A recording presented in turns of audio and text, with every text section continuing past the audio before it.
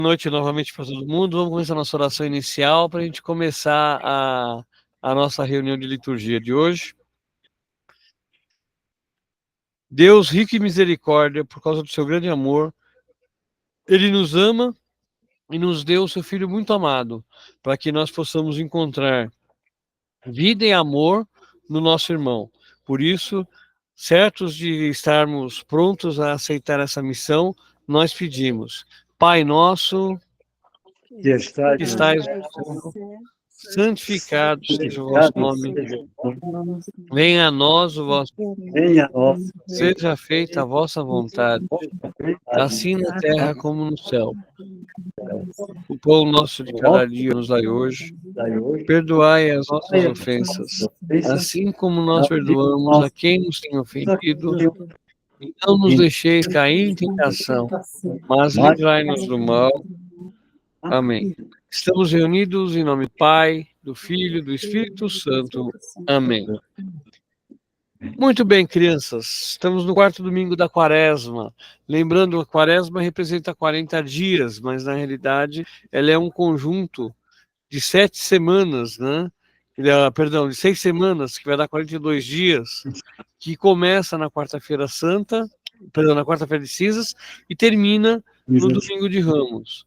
Então nós estamos caminhando para esse momento, né? Para essa chegada de conclusão desse momento, que é um momento forte de conversão.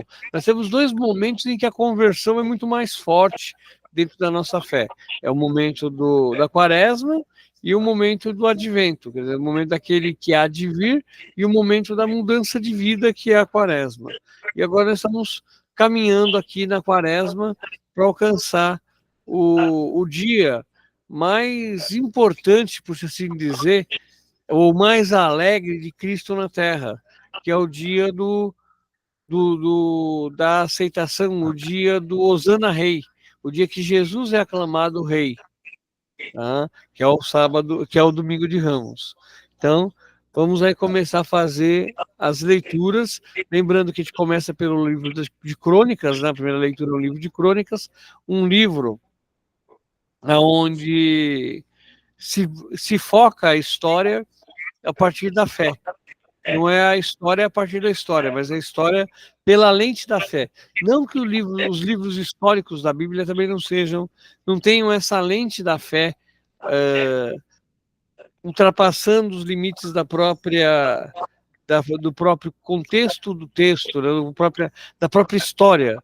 Mas no caso de Crônicas, essa construção ela é mais presente. Se olha a história a partir da lente da fé. Então, quem poderia fazer essa primeira leitura? Eu estou sem folheto. Clei. Vai lá, Manda Cleide. ver, Clei. Leitura do Faça a segundo segunda. livro das Crônicas. Naqueles dias, todos os chefes dos sacerdotes e o povo multiplicaram suas infidelidades, imitando as práticas abomináveis das nações pagãs, e profanaram o templo que o Senhor tinha santificado em Jerusalém. Ora, o Senhor Deus de seus pais dirigiam-lhes frequentemente a palavra por meio de seus mensageiros, admoestando-os com solicitude todos os dias, porque tinha compaixão do seu povo e da sua própria casa. Mas eles zombavam dos enviados de Deus, desprezavam as suas palavras, até que o furor do Senhor se levantou contra o seu povo e não houve mais remédio. Os inimigos incendiaram a casa de Deus e deitaram abaixo os muros de Jerusalém. Atearam fogo a todas as construções fortificadas e destruíram tudo o que haviam de precioso. Nabucodonosor levou cativos para a Babilônia todos que escaparam à espada, e eles tornaram-se escravos do rei e de seus filhos, até que o império passou para o rei dos persas. Assim se cumpriu a palavra do Senhor, pronunciada pela boca de Jeremias, até que a terra tenha desfrutado de seus sábados. Ele repousará durante todos os dias da desolação, até que se completem 70 anos. No primeiro ano do reinado de Ciro, rei da Pérsia, para que se cumprisse a palavra do Senhor, pronunciada pela boca de Jeremias.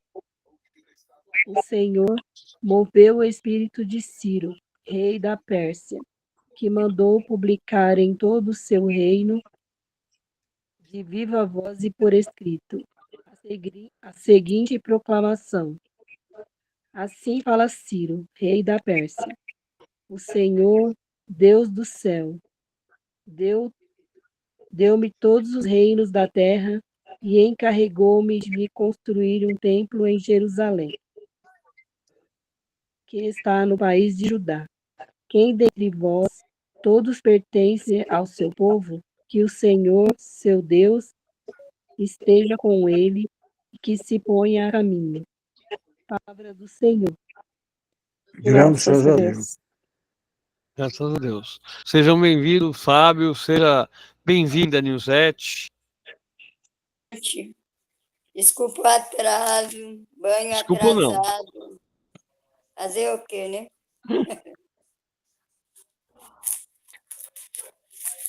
Eu vou fazer pela Vamos lá, segunda leitura. Zacarias. Ok.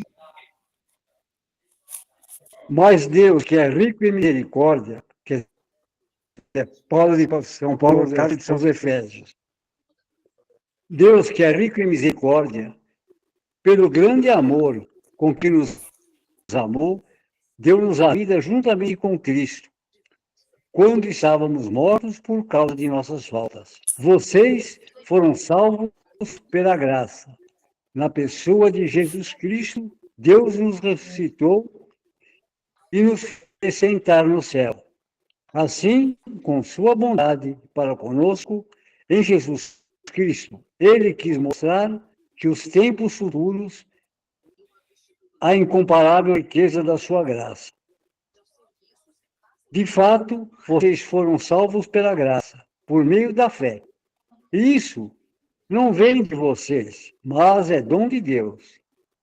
Isso não vem das obras, para que ninguém se encha de orgulho, porque foi Deus quem nos fez, e em Jesus Cristo fomos criados para as boas obras que Deus já havia preparado a fim de que nos ocupássemos com elas. Palavra do Senhor.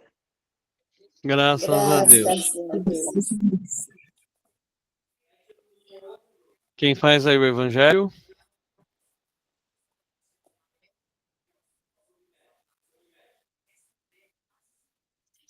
Eu estou sem folheto, Zacarias. Vamos lá, eu faço daqui do folheto.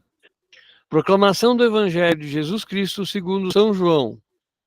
Glória a vós. Glória a vós, Senhor. Naquele tempo, disse Jesus a Nicodemos: do mesmo modo como Moisés levantou a serpente no deserto, assim é necessário que o Filho do Homem seja levantado, para que todos os que nele creem tenham a vida eterna. Pois Deus amou tanto o mundo que nos deu seu Filho unigênito, para que não morra todo o que nele crer, mas tenha a vida eterna.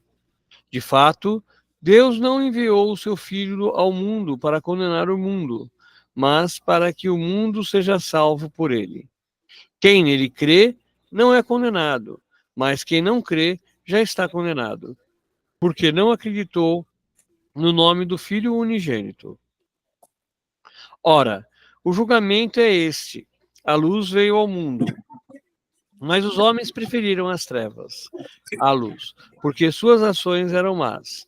Quem pratica o mal odeia a luz, não se aproxima da luz, para que suas ações não sejam denunciadas.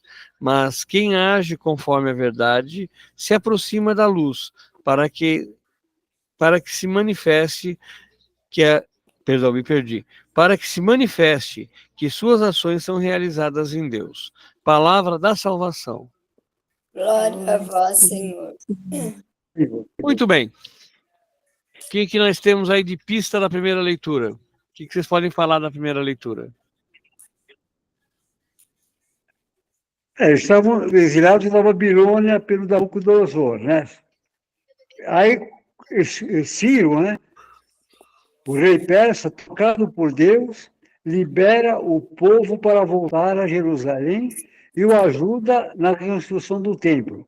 Apesar de todas as faltas cometidas, Deus dá ao povo de Judá uma nova chance. E dá a nós todos também, né? Quando erramos, desde que nos convertamos, e a época agora é para essa de conversão, né? Desde que nos convertamos, todos nós temos uma chance, pelo amor de Deus, né?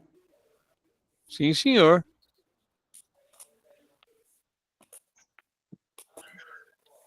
Eu não lembrava quanto tempo que era o cativeiro dos hebreus, né?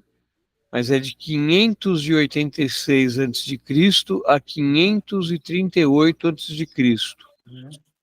Isso dá, deixa eu ver, 16, 8, 48 anos. 58 anos. Não, 48. 48 anos. Eu não lembrava se era 50 anos ou se era 80 anos. Mas eu sabia que não era 70 anos. O que mais que a gente tem de importante aí nessa leitura, meu povo? Calma, um só de cada vez, senão vira confusão.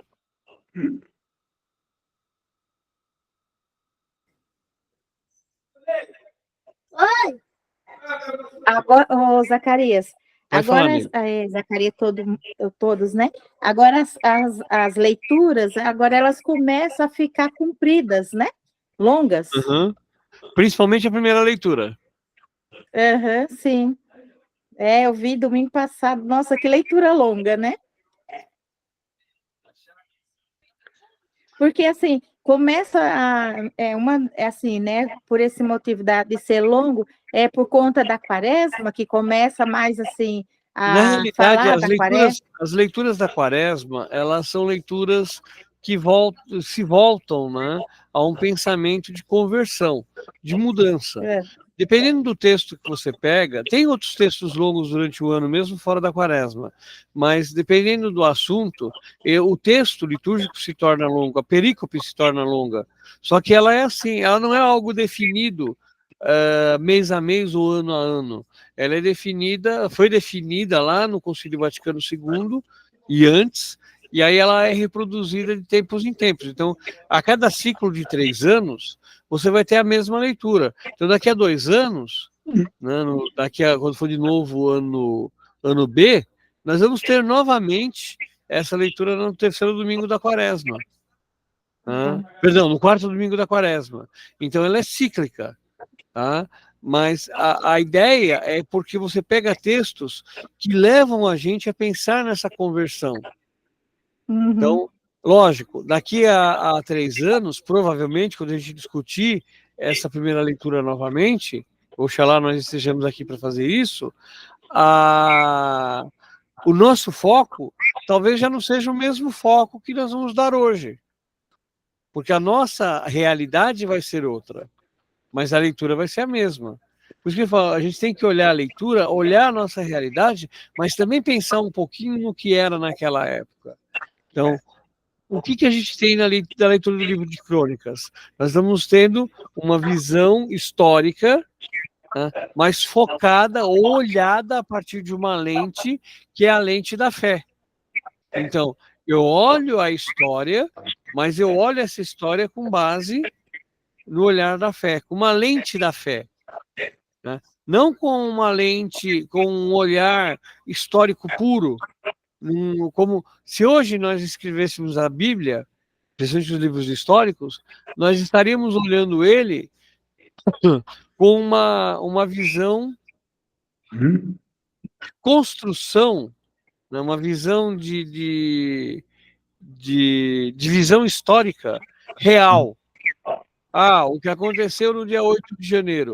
Aconteceu no dia 8 de janeiro, uma invasão promovida por grupos, pá. Como é que seria a visão pelo foco daqui? Você já teria um foco histórico. A mesma coisa a gente pode colocar. Se os alemães tivessem ganhado a Segunda Guerra Mundial ou a Primeira Guerra Mundial, possivelmente a nossa visão de mundo seria outra. Pode falar, seu José. É engraçado, se fosse ver só historicamente, ele seria só mais um rei bonzinho que, como você disse uma vez, que se livrar da despesa e mandou o povo embora. É que na realidade é isso que aconteceu. Da mesma forma, se a gente pegar aqui todos aqueles que não foram passados a fio de espada, não, peraí, começa que a corte israelita, ela não tomava armas para defender. Ao contrário, era provavelmente um bando de bundão. Né? Então, quer dizer, eram pessoas que não estavam armadas, que não estavam preparadas para a guerra. Eles não eram generais, eles não eram soldados.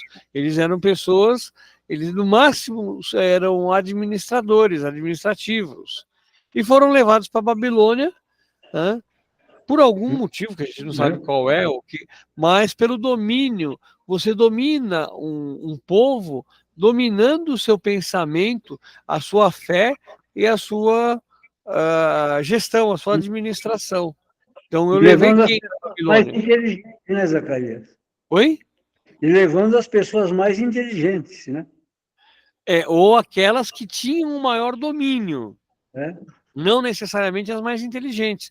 Porque é fácil você pegar assim e falar assim, eu vou levar os mais inteligentes, beleza? Eu vou levar quem? Eu vou levar aqueles que têm o domínio sobre a sabedoria, aqueles que têm o domínio sobre a escrita, lembrando sempre que 99,9% do povo que vivia lá era analfabeto. A gente esquece que a gente transfere a nossa sociedade para a sociedade da época. Só que a sociedade da época, eles não tinham uma educação voltada a todos. Se até hoje nós temos dificuldade e temos que romper barreiras educacionais, imagina em 800, em 700, em 586 a.C. Então você não tinha esse domínio, e esses textos, esses são mais próximos, porque os textos bíblicos começam a ser escritos em 900 a.C. Aqui você já tinha anais do rei, você já tinha. Então, muito do que é feito no livro de Crônicas, muito do que é feito no livro de Reis, é mais próximo o texto escrito da vida real, da vida que se frequentava ou que se tinha à época, diferente do Gênesis, diferente dos outros textos, que você tinha um afastamento histórico entre o autor, né, entre o escriba, o agiógrafo e a vivência do povo. Aqui você não, aqui você já tem uma vivência, uma construção de texto daquele que vivia esse texto. Então, só que mesmo assim eles distorcem. Por quê? Eu não vou colocar aqueles que escaparam à espada, tá? Só que eles desembaiaram a espada para lutar com os soldados da Babilônia? Provavelmente não. Provavelmente o rei foi morto, pode ter sido morto, porque eu mato o rei para dominar a região, eu mato os políticos importantes para dominar a região. Mas o que os babilônios queriam? Dominar o povo. Para dominar o povo, eu tenho que dominar principalmente a fé. Tanto que a gente fala dos 10 mandamentos: não farás para ti nenhum tipo de Deus. Por quê? Uma das explicações que a teologia nos traz para esse mandamento é exatamente o domínio do povo. Se eu dominei como os romanos fizeram, eu dominei o templo de Zeus, eu dominei a estátua de Deus, de Zeus, eu estou dominando Zeus, eu estou dominando todo o povo grego. Qual é a importância para os babilônios de derrubarem o Templo de Jerusalém? Lembrando, o Templo de Jerusalém foi construído, começou a ser construído por Davi e foi concluído por Salomão. Certo? Então, quer dizer, Salomão que constrói a casa de Deus, constrói o templo de Deus. Por que é importante para os babilônios derrubarem Jerusalém? Eles estão derrubando a fé. Eles estão derrubando a construção do templo. Eles estão derrubando a ideia de que Deus estava naquele espaço. E assim, fazendo isso, eles estão dominando a fé judaica. Eles derrotaram, entre aspas, a presença de Deus, porque eles derrotaram o templo, eles destruíram o templo. O que vai acontecer na guerra dos judeus, na guerra judaica, no ano 70? Os judeus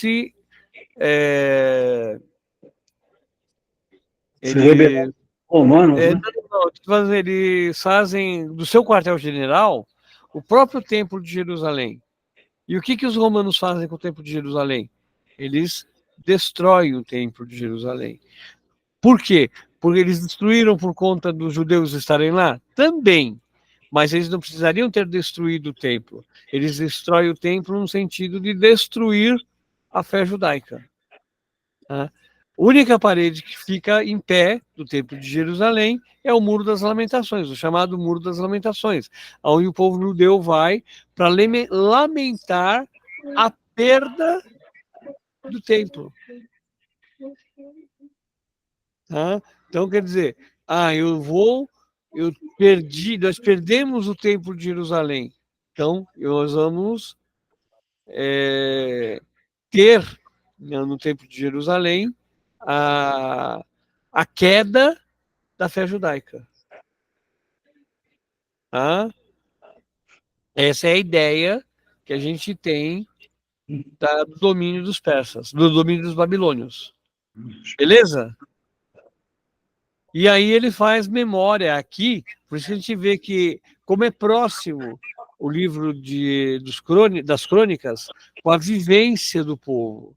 Lembra quando a gente teve umas leituras sobre Jeremias no ano passado, e a gente comentou, Jeremias ele era uma pessoa que tinha um relacionamento relativamente bom com o rei de Israel e com Nabucodonosor.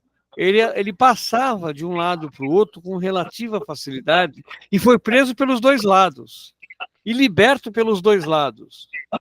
Né? E aqui quem que o agiógrafo cita no livro das crônicas? O próprio Jeremias. Só que aí anunciando, até que a terra tenha desfrutado dos seus sábados, ela repousará durante todos os dias da desolação, até que se completem 70 anos. Mas não se completou 70 anos. Foi algo em torno de 50 que eles ficaram dominados na Babilônia. Até que Ciro, aí é colocado uma figura de linguagem, né? É colocada na boca de Ciro o edito, que é chamado de edito de Ciro, o edito de Dário, tanto faz, tá? É colocado como o edito de libertação do povo judeu.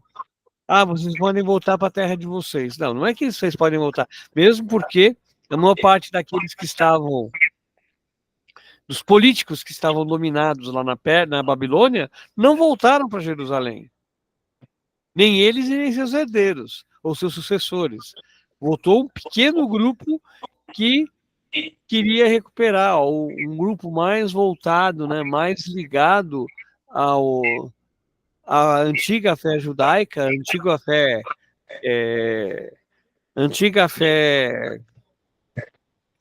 como é que a gente vai falar? Antiga fé mosaica, para tentar recuperar o esplendor do templo. Você tem aí um papel, né? Você tem aí uma visão diferenciada da ideia do domínio persa. Né? Mais alguma coisa aí, meu povo?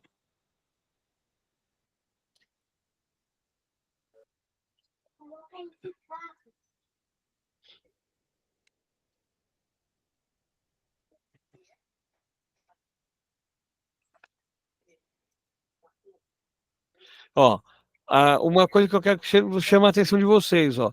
Ciro, rei da Pérsia, lá no versículo 23, a proclamação de Ciro. Assim fala Ciro, rei da Pérsia: o Senhor Deus dos céus me deu todos os reinos da terra, encarregou-me de construir um templo em Jerusalém. Tá vendo? Isso é uma epopeia, é uma forma de valorizar a própria ideia do escritor, do agiógrafo. Mesmo porque, embora Ciro tenha tido um domínio enorme sobre a região, ele não dominava os pardos, ele não dominava os egípcios, tá? Ele não dominava os gregos. Tá? Ao contrário, é os gregos que vão dominar Jerusalém depois. É os gregos que vão dominar toda essa região depois. Depois eles caem para os romanos. Mas ele faz aqui uma epopeia, faz um domínio invertido. Certo? Mais alguma coisa aí, meu povo? Pode falar, Fábio, a gente deixa, viu?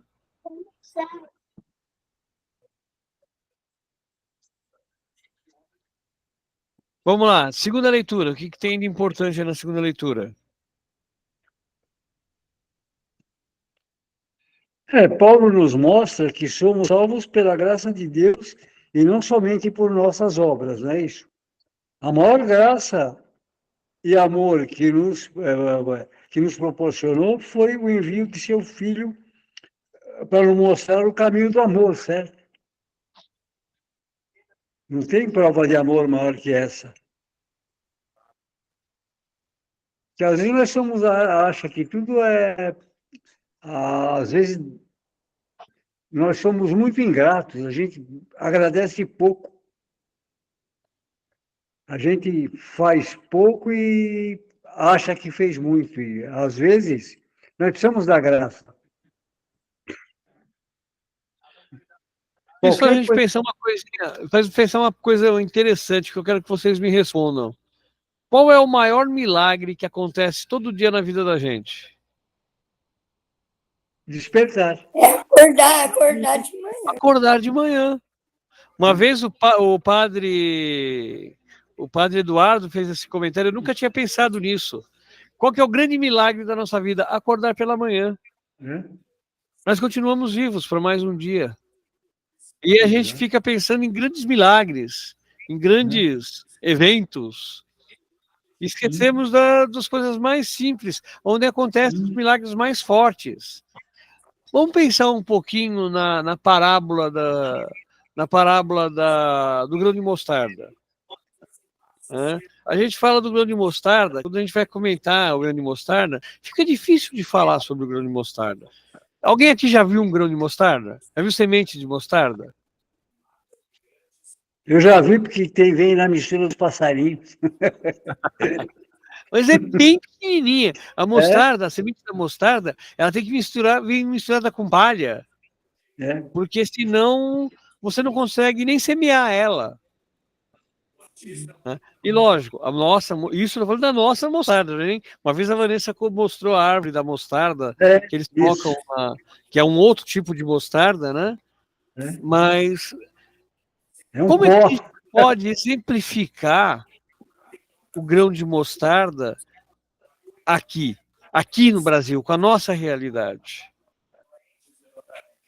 A gente pode usar alguma outra ferramenta, porque a gente não pode, a gente tem que, embora o Apocalipse costuma falar assim, nenhuma palavra pode ser alterada do texto bíblico. Sim, concordo, nenhuma palavra pode ser alterada do texto bíblico, mas nós precisamos trazer esse texto bíblico de maneira a ser entendido também pelo nosso povo, que não é o povo de Israel, que não conhece uma árvore de mostarda.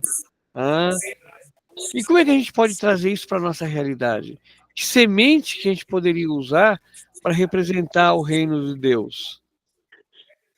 Tupiniquim aqui, que a gente possa falar assim, e que todo mundo conhece.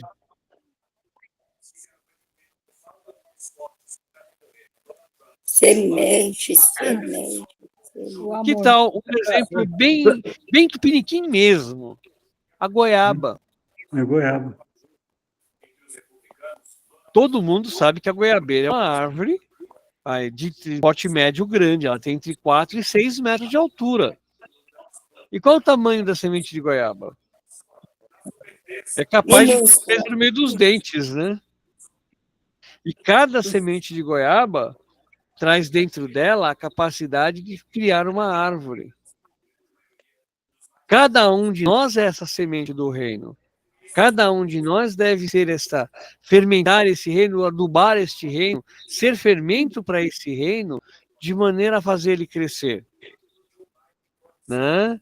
Só que nós, muitas vezes, preferimos ficar ao lado, ignorar o chamado. Afinal, ser chamado, participar, fazer, nos pressupõe compromisso. Nós precisamos nos comprometer. Comprometer é trabalho, comprometer é complicado, comprometer é difícil. Certo? Ô, Zacarias, mas então você também poderia falar sobre o arroz, porque o arroz, o grãozinho é pequeno, ele não é grande, mas é quantidade. Porque um pé de arroz, né, como que ele carrega?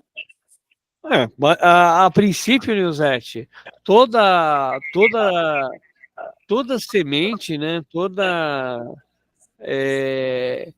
árvore, toda fruta, ela precisa ter um grande número de sucessores, vamos dizer assim, de frutas.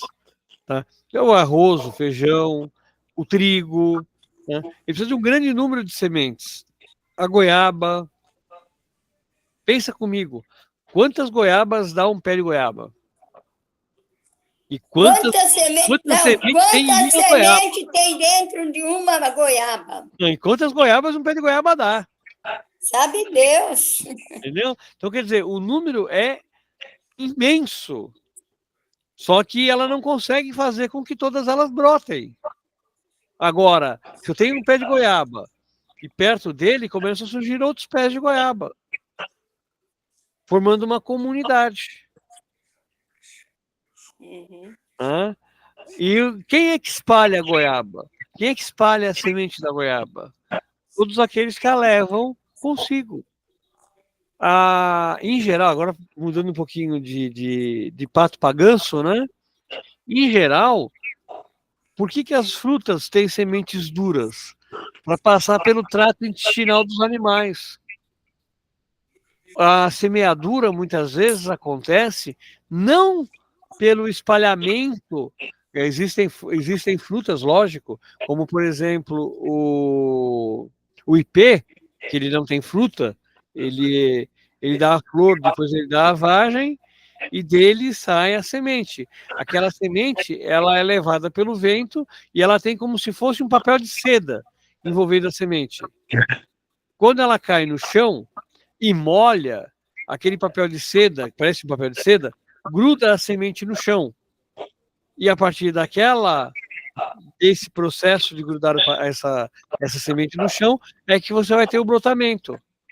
Então ela vai brotar dali e vai crescer um novo pé de ipê. Então o ipê floresce aqui, mas o seu filho, vamos dizer assim, o seu sucessor, vai brotar lá longe. Já a goiaba vai fazer com que as sementes caiam próximas do pé e perto do seu pé vai nascer outras frutas. Então são métodos de reprodução diferentes e que nós também precisaríamos aprender. O cristão, o fiel, ele tanto deve fazer com que frutifique no seu entorno, como o pé de goiaba, como o pé de pitanga, como o pé de araçá, como o pé de pinhão, mas ao mesmo tempo fazer com que ele vá para longe, como o ipê, como também a goiaba se faz no trato gástrico do passarinho, na mão do macaco, na mão do ser humano. Eu comi uma goiaba, eu joguei um pedaço da casca, ou caiu um pedaço da casca na minha mão num determinado local, naquele local pode nascer uma outra goiabeira. Então eu também fiz com que essa palavra, né, essa fruta fosse para outro lugar. E é isso que Paulo nos coloca na graça. Ele nos convida a sermos fruta, a sermos membros de uma divulgação, de um trabalho que se prolonga no tempo e se prolonga no espaço. Então, que o nosso trabalho de divulgação, o nosso trabalho de evangelização, não fique preso em nós, mas que dê frutos para fora de nós. É a parte missionária do nosso trabalho.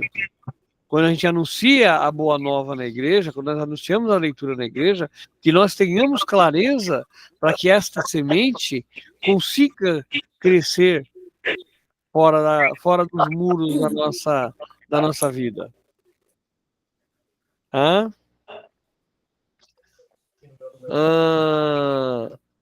E aí Paulo nos lembra, né, que através dos séculos futuros a incompreensível riqueza de sua graça, ou seja, que nós espalhemos a graça. Afinal, Cristo morre numa situação de pobre, de marginalizado, assassinado pela situação, né?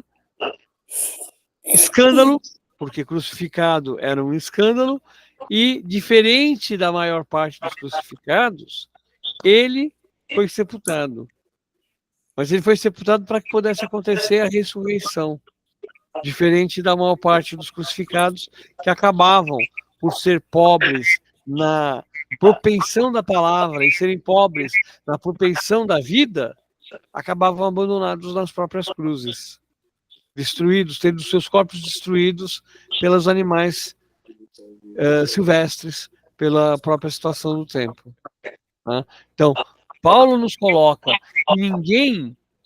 que nós sejamos orgulhosos dessa vivência e sejamos divulgadores dessa boa nova, para que nós façamos com que esse evangelho, esse anúncio rompa com as dificuldades e seja possível levar a todos os outros, a todos aqueles que nós temos na vida. O que mais que a gente tem aí, gente? Eu já falei demais.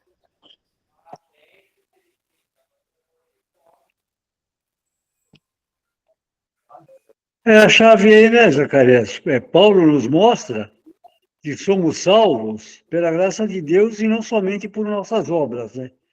A maior graça e amor que nos proporcionou, que Deus foi o envio de seu Filho, para nos mostrar o caminho, né, da justiça, da caridade, do amor. Tá, duas chaves dessa leitura de Paulo. Quais são? Eu afirmo para vocês que tem duas chaves aí nessa leitura. Quais são? Qual é a leitura? Zacarias, qual é a leitura? Porque eu vi lá quarta semana da quaresma, não é que nós estamos? Quarto domingo da quaresma. Mas eu acho que... será que eu li errado? Efésios 2:4. Eu vi aqui. Olha, eu vi lá Atos 4, do 8 ao 12. 1 João 3, 1, 2. Você pegou a leitura errada, 10, José. 11, 12. Você pegou a leitura errada. Estava na quarta semana. Eu até anotei aqui. Aonde que você pegou? No folheto que você mandou. No que eu peguei, que eu mandei, não. Você pegou, deve ter pegado do quinto domingo. Não, foi o quarto, porque eu falei a quarta semana. Você não mandou na ordem, eu ainda procurei o quarto. Porque eu ia. Não, eu não mandei na ordem, é que ele sai da ordem. Entendeu? Então, eu tô falando, não estava na ordem, eu procurei. Porque eu ia pegar, mas você já Você tinha falou Atos e 1 João. É Atos Eu estou 4, procurando minha liturgia diária aqui, não estou achando. é 4, A do liturgia 8 diária a ia ser mais 12. fácil do que abrir os folhetos. Caramba, onde está minha liturgia? Estava aqui. Aham. É que aqui em casa tem pouco papel, né? Então, para assumir um Mas é negocinho Efésio. de tamanho. Deixa eu ver. Segundo domingo, terceiro domingo, quinta-feira santa, Quarto quinto domingo domingo.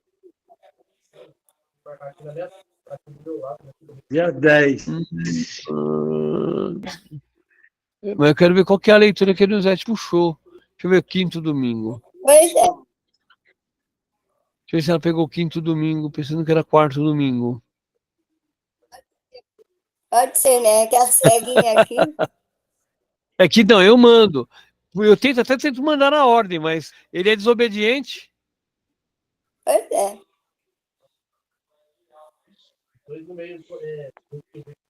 Caramba, cadê minha liturgia diária? Liturgia diária é tão mais fácil. Eu vou olhar aqui. Peraí, deixa eu ver.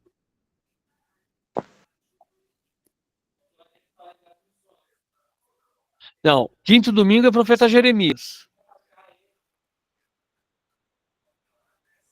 Quinto domingo é profeta Jeremias. Você falou Atos. É Atos. Eu vou abrir ele aqui. Estou chegando. Sexto domingo, vamos ver. Não, aqui é sexto domingo da Páscoa. Oxe. Que cor que era o folheto, Nilzete? Tá. É o folheto errado. Peraí, eu já achei. É quarto domingo da Páscoa. Ah, Por isso era Atos, né, Zacarias? É da Páscoa. Ah, Nilzete. Ô, Nilzete. Meu pai, só depois que vê a burrada que faz. Não, sabe, uma das Ó, coisas olha, uma mas coisa olha para aqui. facilitar. Uma coisa para facilitar. Olha pela cor do folheto. Não, sim, Lembra? mas só. Não, mas na hora eu não prestei atenção, Zacarias. Aham. Ué, mas aqui só tem domingo de Páscoa, só tem Páscoa, só tem Páscoa. Não, mas eu mandei. Mandei da Quaresma também, não foi? Deixa eu ver Não, aqui no só um WhatsApp. não, só do quinto domingo aqui, ó. Só tem Quinto uma do quinto. domingo. Aí depois tudo Páscoa. Ascensão do Senhor. Quarto, terceiro. É mesmo, olha só que sacanagem. Tá vendo? Sexta-feira Aí da Paixão, quinta-feira eu Santa deveria ter ido e lá domingo de pegar. Ramos. Olha só. Peraí. Não foi Então, eu mesmo. ia pegar, mas como você, eu vou lá pegar um. Peraí. Quinto domingo da Quaresma. O do quarto domingo não tá aqui. Poxa, mas eu Não, baixei. só tá do quinto. Eu vou ver se eu consigo aqui. Não, consegue lá no. Lá Não, sim, no. não, sim. Eu tô Mas mandando do não, quinto domingo. não, mas por eu estar aqui com vocês, vamos ver. Ah, tá. Eu mandei do quinto domingo da Páscoa. Que não tinha ido.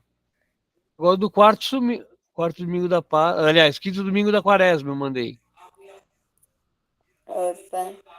Dia 10 Mas eu tinha de março. baixado. Tanto eu tinha baixado que eu imprimi. Aí, deixa, eu estou abrindo ele. É. Enganou, hein, Zacarias? Você também. Fazer as coisas correndo dá nisso, tá vendo? Pois daí eu fui lá, cliquei, era quarto, mas da Páscoa, nem olhei cor, só vi lá quarto e fui. Então, uma das coisas que a gente tem que ficar atento em relação aos folhetos é isso. A gente pode se orientar pela cor. Porque Pois como cada. mas eu não olhei cor, não, meu filho. Foi direto no quarto. Foi, quarto lá, vamos. Logo, logo nós estamos estudando ele, não esquenta não. Não, Mas vamos porque lá, Evangelho. Quando você falou livro dos Crônicas, eu falei, nossa. Atos já teria um outro foco. Atos é escrito por Lucas, o foco já é outro. Eu sei, eu sei. O que você pediu mesmo? Evangelho. Não, você pediu a chave da carta de... Sim, as duas chaves da carta de São Paulo aos Efésios. Ela tem duas chaves muito marcantes. Aqui as duas chaves são interligadas. Inclusive, eu coloquei no resumo que eu mandei para vocês, eu coloquei as duas chaves, mas lógico, elas estão veladas. Eu não vi, que hoje eu tive um dia muito trabalhoso. É a misericórdia, é? Quase. É o amor. Quase. A primeira chave é o amor de Deus. No amor, a gente realiza o projeto de Deus. E a segunda chave, é que eu falei, são chaves correlatas. A primeira é o amor de Deus pelo homem. E a segunda chave, correlata a essa, é o amor do homem pelo seu próximo. Então, a realização do amor, que aí vai cair exatamente no que você colocou, da misericórdia, são as chaves dessa carta de São Paulo aos Efésios. Então, ele, nesse trecho dessa perícope, Paulo fortalece muito o amor. Tanto que, se vocês pegarem aquele resumo que eu fiz, ele várias vezes está citando, indo e voltando sobre o amor, sobre a realização do amor, sobre a manifestação do amor. Né? Por quê? Porque o amor de Deus é a base, ele é a base de tudo, mas aqui no caso é a manifestação de Paulo, é a manifestação do Senhor. Tá? Sim, Senhor. E do Evangelho, que a gente tem aí. Lembrando que esse aqui é o finalzinho da conversa que a gente usa do texto do batismo, porque a Creide manja horrores, que é a conversa de Jesus com Nicodemos. O texto começa lá em João 3:1, com o Nicodemos saindo no escuro, tal, para fugir dos olhares, né, dos olhares atentos. E aí ele coloca, como não pode nascer um homem de novo? E aí aqui é a conclusão, ou parte da conclusão dessa conversa de Jesus com Nicodemos. Lembrando que Nicodemos é um homem de influência, é um homem importante. Dizem as más línguas que Nicodemos foi um dos responsáveis pelo enterro de Jesus, junto com... deu branco no nome do homem. Arimateia. José de Arimateia, isso. Então, junto com José de Arimateia, dizem as más línguas que Nicodemos também foi com José de Arimateia, por ser um membro influente do Sinédrio, né, pedir a Pilatos que cedesse o corpo de Jesus para que ele pudesse ser enterrado, porque pela tradição da crucificação, você não enterrava os crucificados, eles ficavam nas cruzes para que os animais comessem o corpo da pessoa que tinha sido crucificada. Uma condenação, tanto na vida atual, como na vida futura. Há uma visão meio egípcia da coisa, mas ela dá essa ideia de construção, de punição na vida atual e na vida futura. De uma forma também seria de exemplo, não é, Zacarias? Sim. Como a gente tem, acho que foi a semana passada que a gente comentou sobre os piratas no século XVI, século XVII, que eles eram enforcados e os corpos eram abandonados em locais visíveis para que outros não fizessem as mesmas coisas. Aquele filme Piratas do Caribe, ele demonstra um pouco isso também, né, da punição aos piratas realizada pelos então senhores do mar que dominavam a região, e a ideia de punição posterior, né, uma punição para a vida eterna. Então, para os judeus, isso era uma ofensa enorme, porque eles acreditavam, até hoje ainda tem uma corrente, a principal corrente judaica acredita que o corpo precisa permanecer intacto, ser enterrado, para que no dia do juízo, baseado no profeta Jeremias, que ele fala assim, dos ossos ressequidos surgirão tendões, carne, pele, e o corpo será retomado. Então, eles têm essa preocupação de enterrar o corpo inteiro do fiel, para que esse fiel possa, no dia de Javé, ser ressuscitado pelo Senhor. Agora, até parece que o Senhor não teria capacidade de criar um corpo novo, né? Se ele quisesse. Então, uma coisa meio sem sentido, até para a gente falar, né, que o Senhor é ofender o Senhor, né, achar que ele precisa do corpo dos ossos para poder recuperar o corpo de alguém. Mas a gente tem que pensar isso também nessa visão de construção de fé. Mas vamos lá. O que a gente tem aí no Evangelho, nessa conversa, no finalzinho da conversa de Jesus com Nicodemos? Zacarias, ele foi assim, vamos dizer assim, um bom homem, mas ele também é um exemplo que ele não deve ser seguido à risca, né, pelo cristão. Quem? Nicodemos? O Nicodemos.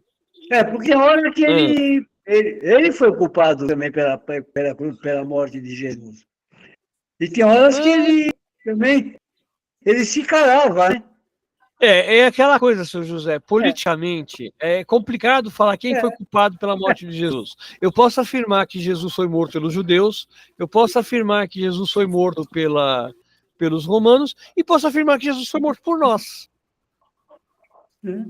Entendeu? Então, quer dizer, é meio complicado isso, porque você tem aí uma construção, uma simbiose, uma construção de múltiplas alternativas capazes de condenar ou absolver Jesus.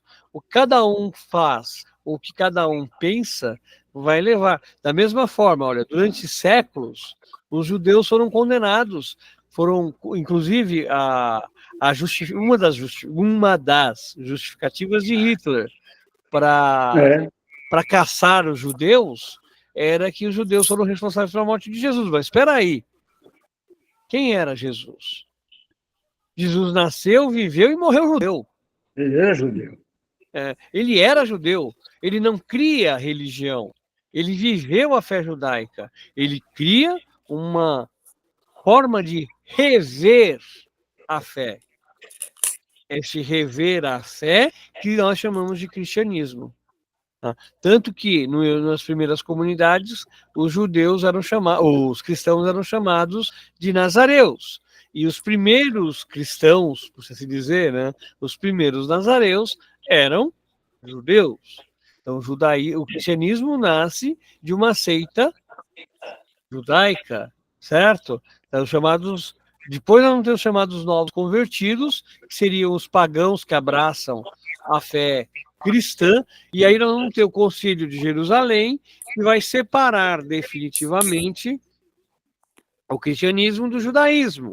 Mas nós temos Paulo como o fundamento da fé cristã gentil e Pedro como fundamento da fé cristã judaica. Então, você passa a ter as duas igrejas, a igreja judaica e a igreja grega, unidas e separadas. Unidas por quê? Porque ambas tinham Cristo como Senhor. E separadas por quê? Porque uns ainda acreditavam no batismo judaico, que é a circuncisão, e outros apenas no batismo cristão, que é o batismo com água. Então você tem esse dualismo que vai perdurar dentro da comunidade até por volta do ano 50, quando você tem o Concílio de Jerusalém, aonde Pedro e Paulo sentam e falam, não, peraí, nós temos que buscar aquilo que nos une e não aquilo que nos separam, que é o que João Paulo II vai na sua encíclica Ut Unum Cinto, ele vai tentar recuperar, fazendo com que o que significa Ut Unum Cinto em latim? Para que todos sejam um. Então ele vai tentar recuperar esse ecumenismo, esta unidade, e ele se aproxima da principal fé ortodoxa, que é a fé ortodoxa grega, rompendo um silêncio que perdurou por quase 10 séculos. Que vai do ano 1040, quando os cruzados invadem a Catedral de Santa Sofia, e maculam a Catedral de Santa Sofia, que era ortodoxa, para roubar. Então, esse rompimento, aí acontece o rompimento, é o grande cisma da igreja, muito maior do que o cisma ocorrido em 1514, quando Martinho Lutero rompe com a igreja cristã, rompe com a igreja católica, criando a chamada igreja, a linha de igreja cristã protestante, por protesto. Ele protesta contra a igreja de Roma, criando uma divergência. Nós temos como cisma 1514, mas o cisma mesmo aconteceu em 1040, quando os cristãos invadem Constantinopla, invadem a igreja de Santa Sofia, e lá eles maculam a igreja, ofendendo o patriarcado grego. Então, toda essa construção de separação aconteceu lá antes, nós vamos ter essa visão, essa divisão. E aqui o que a gente vai ter dessa leitura do texto de João? Nós vamos ter um homem, como o senhor José falou, um homem covarde. Não sei até que ponto ele foi covarde, mas ele também pode ter sido voto vencido. Por que José de Arimateia se preocupa em recuperar o corpo de Jesus, mas não se preocupou em defender Jesus perante o Sinédrio? Por que Nicodemos não se preocupou em defender Jesus perante o Sinédrio? A gente não sabe se eles defenderam ou não. Por que Pedro não se preocupou em defender Jesus perante o Sinédrio? Porque Pedro estava se borrando. Tanto que ele rejeita Jesus 3 vezes. Então, quer dizer, o nosso maior homem, o nosso maior representante da fé cristã, o nosso maior homem, o Papa, aquele que vai ser a base da igreja, estava com medo. Porque o medo é ser humano, o medo é do homem. Todos nós vamos ter medo. Se colocarem uma espada no teu pescoço e falar, rejeite a Cristo, qual será a nossa posição? Muitos vão falar, não rejeito, e vão virar mártires. Outros vão rejeitar e, ao mesmo tempo, vão rejeitar da boca para fora, mas vão se manter na fé, que é uma outra forma. Tem uma coisa assim, né, que a fé é um convite de Deus, certo? Uhum. A fé é uma graça de Deus. Então, assim, eu tive a experiência de conversar com meu primo, né? Um primo meu, legítimo, ele era ateu. Pensa numa pessoa difícil de se conversar com ele, né?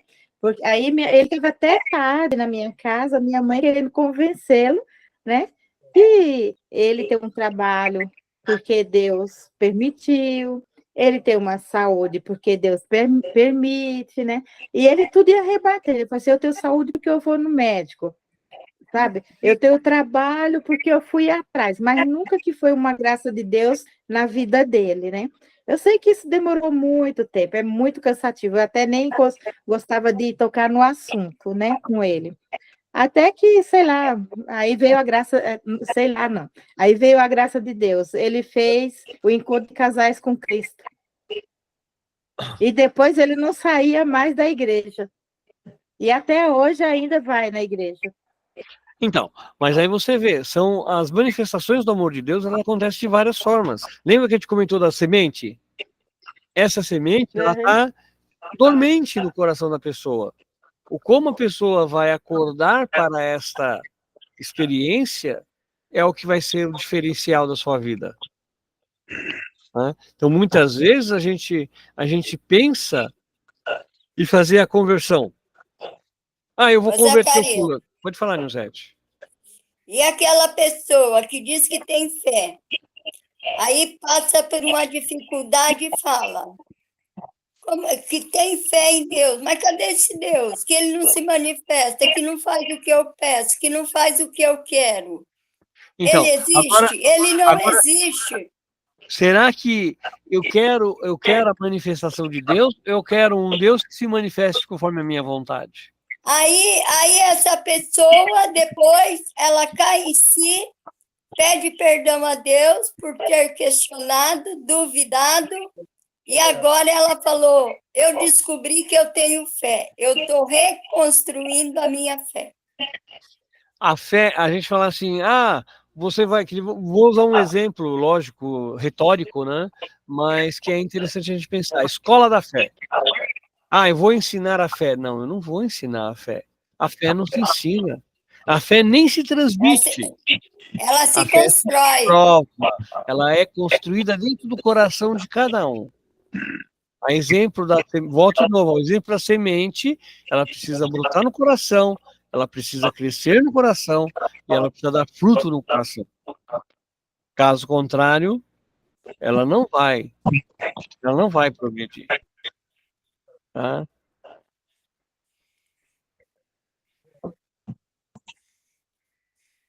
Então, senão, caso contrário, ela não vai progredir. Não tem jeito.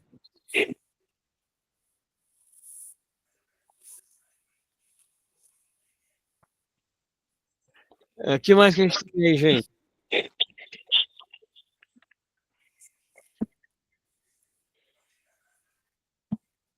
De minha parte, ok. É que eu tive que responder aqui uma pessoa que estava me ligando, então eu estava respondendo no WhatsApp. O que mais a gente tem aqui? Deixa eu ver. Um ponto importante. Quanto é necessário de luz para acabar com as trevas? A gente já fez esse comentário mais de uma vez, mas é sempre bom a gente estar voltando. Quanto é necessário de luz para acabar com as trevas? Um pontinho de luz. Um fósforo. Um único ponto de luz acaba com a escuridão. Ou seja, basta uma gota de fé num oceano de dificuldade para a gente conseguir alcançar clarear as ideias. Tá? E é basicamente isso que Jesus coloca para Nicodemos. Não adianta você achar que você vai encontrar no mundo tudo às claras.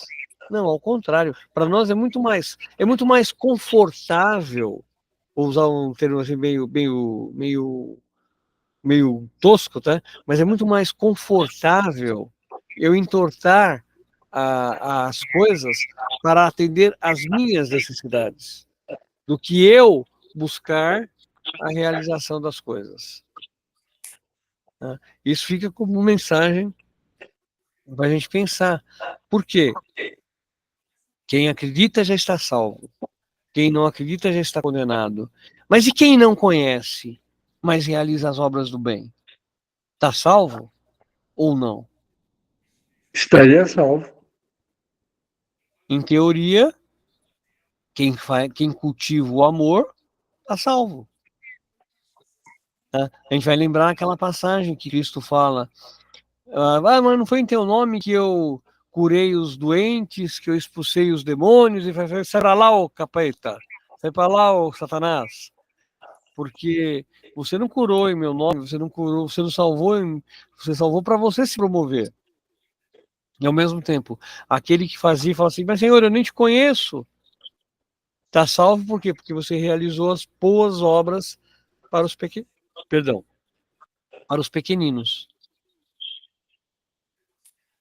Certo? Então nós estamos no quarto domingo do Advento.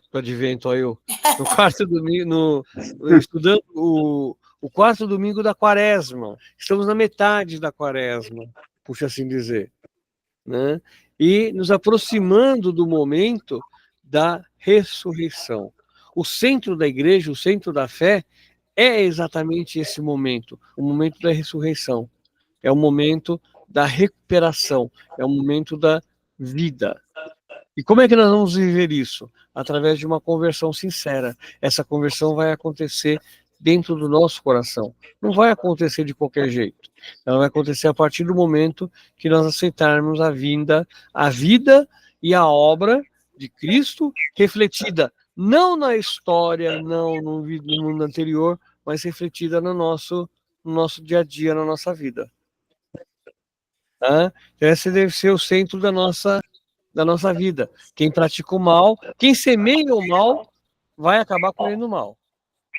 Quem semeia o bem, uma hora vai acabar colhendo bem. E nós, pelo menos, a gente espera que sim, né?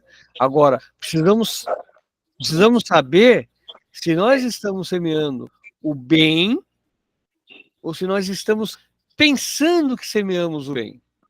E, na realidade, estamos semeando qualquer outra coisa que não é o bem. Né? Porque é aquilo que nos interessa e não aquilo que interessa a Deus. Certo? Fechou? Vocês têm mais alguma coisa? Mais uma vez, Fábio, seja muito bem-vindo, tá? Espero que você tenha gostado da nossa reflexão. Embora você falou demais aqui, né? Mas espero que você tenha gostado da nossa reflexão. Sinta-se convidado a participar sempre. Pode falar, ninguém vai falar, ninguém vai deixar além em você não, tá? Agradeço aí por estar participando aí. Plano de fundo. Plano de fundo. Oi, Miguel. Tudo bem, moço?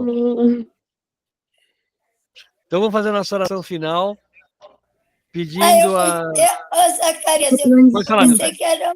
eu pensei que era o Fábio, o ministro. Não, o Fábio, ele me encontrou na liturgia, aliás, na sexta-feira depois da missa, aí ele perguntou sobre as reuniões de liturgia. Aí eu coloquei ele no grupo, ele tem vontade de conhecer quando ele quiser, né? A gente coloca ele num grupo de leitores para ele dar continuidade com a gente no trabalho de divulgação. Eu achando que era o Fábio. Falei, mas por que o Fábio não se manifesta? Não, o Fábio, ele se apresentou no final da missa das 18 horas lá, que foi o padre Benedito que celebrou. Aí ele veio conversar comigo. Aí eu falei, me manda uma mensagem que põe no grupo e você vai receber as informações da liturgia. Tá? Então, mais uma vez, Fábio, seja bem-vindo, tá? Embora você não quis falar nada, ficou aí com medo, ficou constrangido, mas sinta-se acolhido. Tá bom? Agradeço aí vocês todos aí. É que eu sou assim mesmo, eu só gosto de observar. Não sou muito de falar, não. Mas com o tempo você vai falar também, não esquenta não. Aqui a gente fala todo tipo de besteira. Margarida, tudo aí, Safada. Apareceu a Margarida. Não, só agora que eu vi a danada aí. Eu tô ouvindo sua voz. Legal, né? É curiosa. É benção. Então vamos pedir a Deus que Ele, aqui encerrando, né, a nossa oração final, que Ele nos ajude a preferir a luz e rejeitar as trevas, não como projeto nosso, mas como projeto do próprio Cristo.